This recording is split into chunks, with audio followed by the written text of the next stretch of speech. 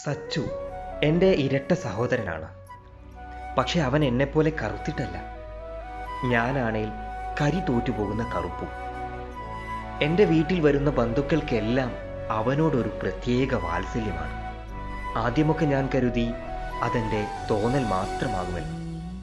എന്നാൽ അതങ്ങനെ അല്ലട്ടോ. എന്നെയും അവനെയും ഒക്കത്തിരുത്തുന്ന ബന്ധുക്കളിൽ എന്നെ ഒക്കത്തിരുത്തുന്ന ആള് മാത്രം പെട്ടെന്ന് ക്ഷീണിതനാവുകയും എന്നെ പെട്ടെന്ന് താഴെ ഇറക്കി വെക്കുകയും ചെയ്യുന്നത് പതിവായിരുന്നു.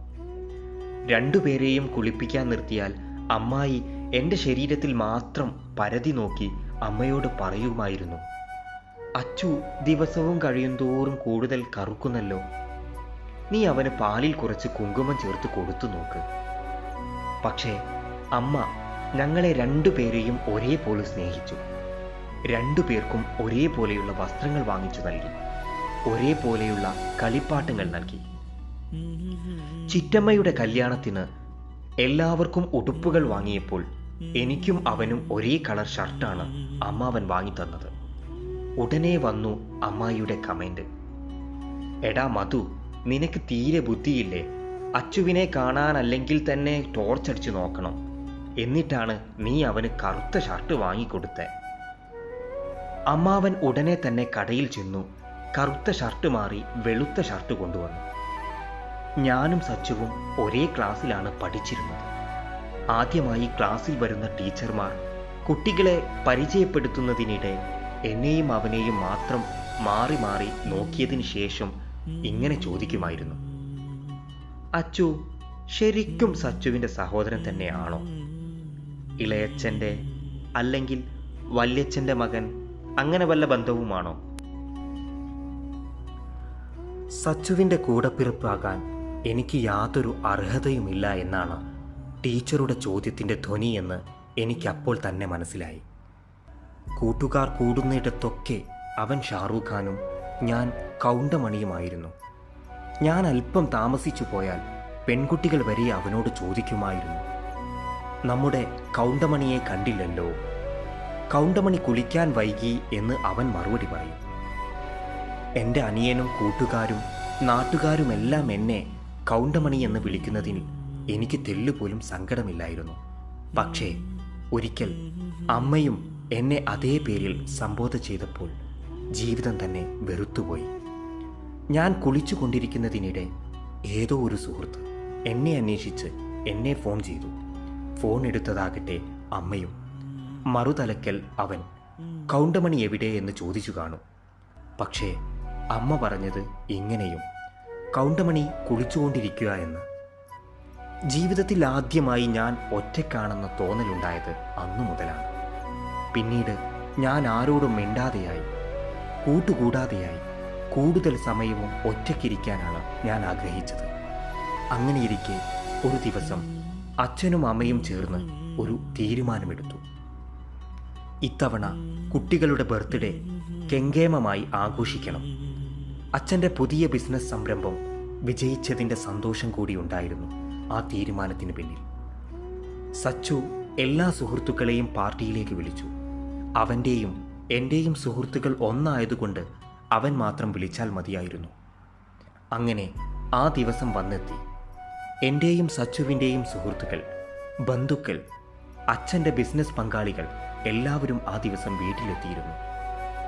പല നിറത്തിലുള്ള തോരണങ്ങൾ കൊണ്ട് അലങ്കരിച്ച വീട്ടിലെ ഗേറ്റിനു മുമ്പിൽ സുഹൃത്തുക്കളിൽ ആരോ ഒരു ഫ്ലെക്സ് ബോർഡ് വെച്ചിരുന്നു. അതിലവർ ഇങ്ങനെയാണ് എഴുതിയിരുന്നത്, നമ്മുടെ പ്രിയപ്പെട്ട ബ്ലാക്ക് ആൻഡ് വൈറ്റ് കൗണ്ടമണിക്കും ഷാറൂഖിനും ജന്മദിനാശംസകൾ. ഗേറ്റ് കടന്നു വരുന്ന ഓരോ അതിഥികളും അത് വായിച്ചതിന് ശേഷം ഒരു നറുപുഞ്ചിരിയോടെയാണ് വീട്ടിലേക്ക് പ്രവേശിച്ചത്. കേക്ക് മുറിക്കലിനും ഭക്ഷണം കഴിക്കലിനും ശേഷം ഗാനമേള തുടങ്ങി. കോളേജിലെ അലമ്പന്മാർ മൊത്തം ഊഹം വെച്ച് പാട്ടുപാടാൻ തുടങ്ങി. എല്ലാവരോടും പുഞ്ചിരിച്ചും വിശേഷങ്ങൾ ചോദിച്ചറിഞ്ഞും ഞാൻ അവരിലൊരാളായി അഭിനയിച്ചു. അതിനിടയിൽ പെട്ടെന്ന്, നമ്മുടെ പ്രിയപ്പെട്ട കൗണ്ടമണി വേദിയിലേക്ക് വരിക, ഞങ്ങൾക്ക് വേണ്ടി ഒരു ഗാനം ആലപിക്കണമെന്ന് ദയവായി അപേക്ഷിക്കുന്നു. ഞാൻ ഞെട്ടിത്തരിച്ചു സ്റ്റേജിലേക്ക് നോക്കി. സുഹൃത്തുക്കളെല്ലാം എന്നെ കൈയടിച്ചു പ്രോത്സാഹിപ്പിച്ചു കൊണ്ടിരിക്കുകയാണ്. അവരുടെ പ്രവൃത്തികളെ സന്തോഷത്തോടെ വീക്ഷിച്ചുകൊണ്ട് അച്ഛനും അമ്മയും. പൊട്ടിച്ചിരികളുടെ നടുവിലൂടെ ഞാൻ സ്റ്റേജിലേക്ക് പതിയെ നടന്നു വന്നു. മൈക്കെടുത്ത് കയ്യിൽ പിടിച്ചതിന് ശേഷം ഞാൻ അവരോടായി പതിയെ പറഞ്ഞു തുടങ്ങി. ഡിയർ ഫ്രണ്ട്സ്, ഞാനൊരു പാട്ട് പാടാനല്ല വന്നത്, നിങ്ങളോടൽപ്പം സംസാരിക്കാനാണ്. ജീവിതത്തിൽ എന്നേക്കാൾ വലിയ നിർഭാഗ്യവാൻ വേറെയില്ല. ജനിച്ച കുലത്തിൻ്റെ പേരിൽ, വരുന്ന സ്ഥലത്തിൻ്റെ പേരിൽ, എന്തിനേറെ തൊലിയുടെ പേരിൽ വരെ പരിഹാസകനാകേണ്ടി വരിക. എൻ്റെ ശരിക്കുള്ള പേരെന്താണെന്ന് ഞാൻ തന്നെ മറന്നുപോയി. ഞാൻ നിങ്ങൾക്കെല്ലാം കൗണ്ടമണിയാണ്.